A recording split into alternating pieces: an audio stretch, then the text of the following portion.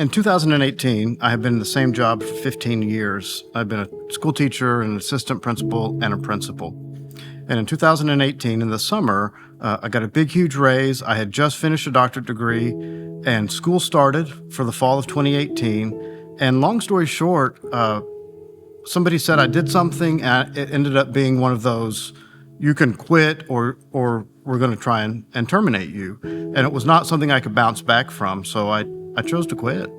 What's interesting is in 2018, I had been 5 years sober off alcohol and prescription pills through the help of a 12-step program, which I'm still very involved in today.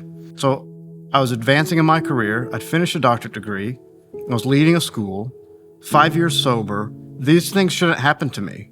And one thing I learned is that I had a real transactional view of my walk with Christ, that if I do these things, then my expectation is this outcome will happen.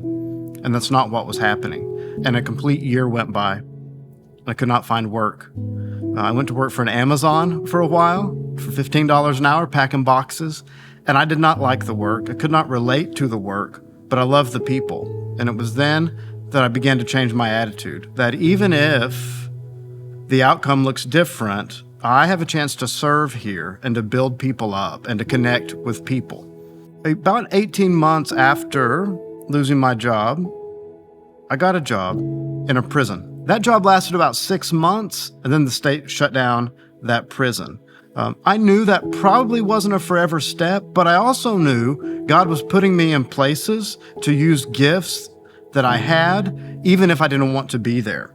It was 2.5 years before I was gainfully employed again. I applied for over 241 jobs, only interviewed for 18.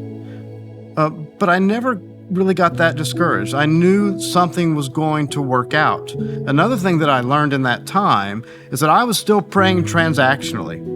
I was saying, God, put me where I can be the most useful.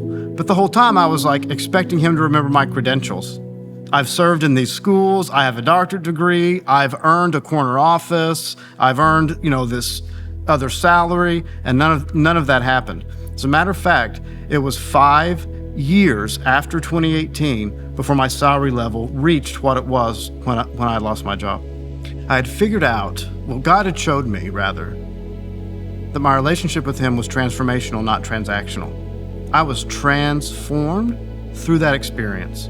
I knew I was going through a transformation when I realized that I was surrendering things to God and saying, there's nothing I can do about this. I'm doing all that I can. It's in your hands. I'm not going to worry about it. And then 48 hours later, I was getting that back down and dumping it back out and going through it all, the mess and the stress and the anxiety.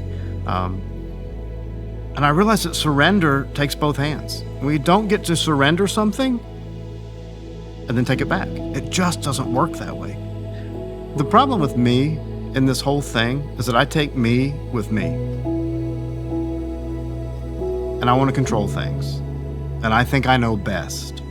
And on a good day, when things are fine, I think I know best. And that just really became amplified when I was having days that weren't so great. I had no work. I was applying for jobs and getting no response. I had to forget what I knew, and go back to a very childlike faith. Obviously there's a God and he's in control. We learned it in Sunday school. But as adults, at least for me, I kind of drifted away from that. I needed to be in charge. You don't understand. God had put me in charge of things.